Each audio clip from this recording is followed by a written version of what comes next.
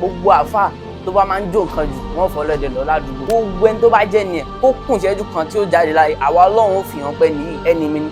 Ẹ jẹ́ ọmọ ọ̀la Sheikh Jami Bulala bàbá yìí púpọ̀ nínú àwọn èèyàn wọ́n ń pè wọ́n wèrè bàbá náà wá fi ní fa inniya majnun fa wallahi majzub. Àwọn èèyàn ń pè mí wèrè ni ṣùgbọ́n fa wallahi majzub lọ́dọ̀ Ọlọ́run ẹni tọ́lọ́run tẹ́wọ́ gbà ní ẹni Ọlọ́run kò gbọdọ̀ jẹ́ ojo.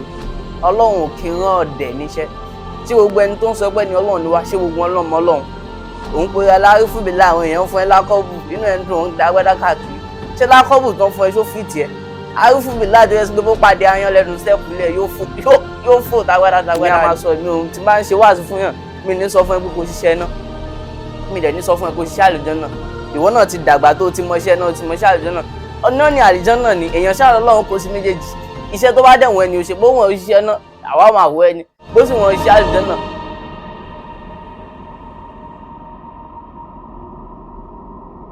Tani Eni Olohun auzubillahi minash shaitanir rajim bismillahir rahmanir rahim. Àkọ́kọ́ náà kí la fi mọ àwọn ẹni Ọlọ́run gidi àti wípé kí ni ta ni àwọn ẹni Ọlọ́run.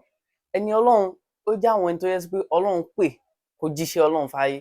A gbọ́ pé àwọn ànábì Ọlọ́run wà ṣùgbọ́n àwọn èèyàn kan ṣúṣì kún lórí ayé tó yẹ sí pé àwọn wo ni àwọn èèyàn náà tún wá ń gbéṣẹ́ Ọlọ́run wọ́n ń gbéṣẹ́ ànábì Muhammad sallallahu alaihi wasallam wọ́n ń gbéga.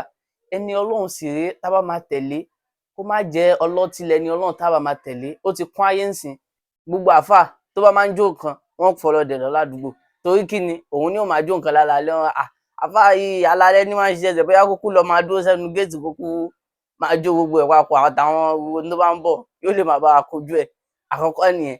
Alákọ̀ọ́kọ́ ẹlẹ́ẹ̀kejì tún ni pé kí ni ẹni Ọlọ́run kò gbọdọ̀ jẹ́ ojo. Ọlọ́run ò kí ń rán ọ̀dẹ̀ níṣẹ́ mọ́sẹ̀fíà nọ́fṣà wọ́n tó bá gọ̀ fẹ́mi ara tiẹ̀ nìyẹn. Tọ́lọ́run bá fẹ́ rán àwọn ẹni Ọlọ́run níṣẹ́ ó máa ń rán ọlọ́gbọ́n iṣẹ́ ẹni tó yẹ sí pé kí ni ó ní ọgbọ́n ó sì ní làákàyè àti pèèyàn sójú ọ̀nà tiẹ̀ ló sọ fún wa pé id'u ila sabili rabbika bil hikma wal maw'izatil hasana. Ó ní ẹ pè àwọn èèyàn sójú ọ̀nà Ọlọ́run ẹ pè wọ́n pẹ̀lú ọgbọ́n wal maw'izatil hasana pẹ̀lú wáàsí tó da ọ̀rọ̀ rí púpọ̀ nínú àwọn àfà ní ó jókòó yóò pàdé wáàsí yóò wá máa ní ìwọ owó ṣòro ìbú ó wọ̀ náà láì ṣe pé ọ̀ ló ń pín náà ó lè jẹ́ ọ̀nà Ọlọ́run fi padà kó náà tó ń pín gan. Tí gbogbo ẹni tó ń sọ pé ni Ọlọ́run ni wá ṣé gbogbo Ọlọ́run mọ́ Ọlọ́run òun pe alárí fún mi láwọn èèyàn fún ẹ lákọ́bù nínú ẹni tó ń dágbádá káàkiri ṣé lákọ́bù tán fún ẹ ṣó fìtì ẹ arí fún mi láti ẹ sí pé bó pàdé ayan lẹ́nu sẹ́ẹ̀pù lẹ̀ yóò fò tágbádá ni ó dẹ̀ ń pe ààrẹ lárí fún mi lá. Ọlọ́run ní inna awliya Allah la khawfun alayhim wa la hum yahzanun kò sí bẹ̀rù kankan fún wọn bẹ́ẹ̀ sì ò ní sí páyà kankan fún wọn tó ju pé kí ni Ọlọ́run bá tán bẹ̀rù náà ń páyà lọ.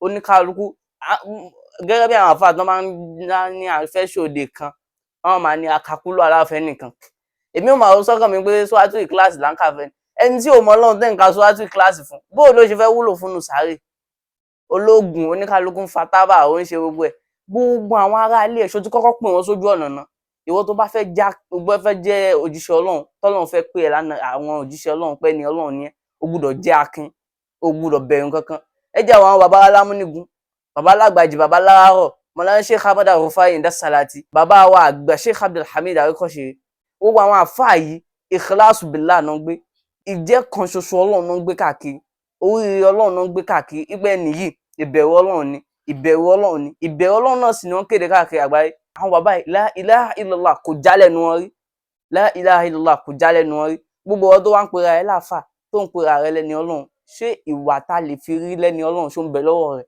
ìwọ tó yẹ pé gbangba rẹ da kọ̀kọ̀ rẹ ò wá da ṣé nǹkan yìí láàfin mọ̀ pé ni Ọlọ́run ni gbogbo ẹni tó bá fẹ́ jẹ́ ni Ọlọ́run kọ̀kọ̀ rẹ gbọ́dọ̀ da Ọlọ́run náà sì sọ gbogbo ẹni tó bá jẹ́ ni ẹ̀ kó kùn ìṣẹ́jú kan tí ó jáde láyé àwa Ọlọ́run ó fi hàn pé nìyí ẹni mi ni.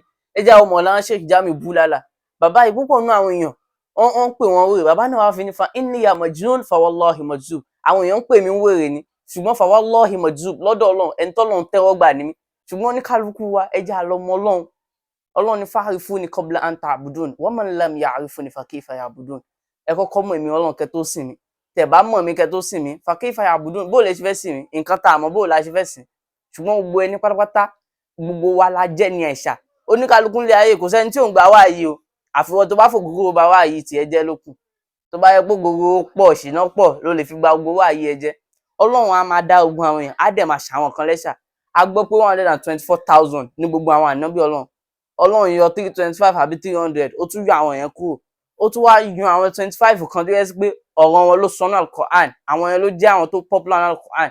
Ìyàtọ̀ sí pé Ọlọ́run tún wá yọ ulul asmi mina rusul, àwọn yẹn tún pé 5. So oníkálukú bọ́lọ̀ bá ṣe pè wá sójú ọ̀nà tọ́lọ́run ó yàtọ̀. Tó bá jẹ́ pé bí ìyẹn ṣe pọ̀ lára ayẹlẹyẹ ṣe máa ń fò ní, adìẹ ò ṣe máa fò, kò ṣe máa fò kiri bí ẹyẹlé. Tá bá sì ní ká tu gbogbo ohun tó wà lára adìẹ, á rí pé nǹkan pọ̀ lára ẹ̀. Èèyàn lè lọ, o lè nímọ̀ nígbà míì k'Ọlọ́run má pè ẹ́ lójíṣẹ́ rẹ̀.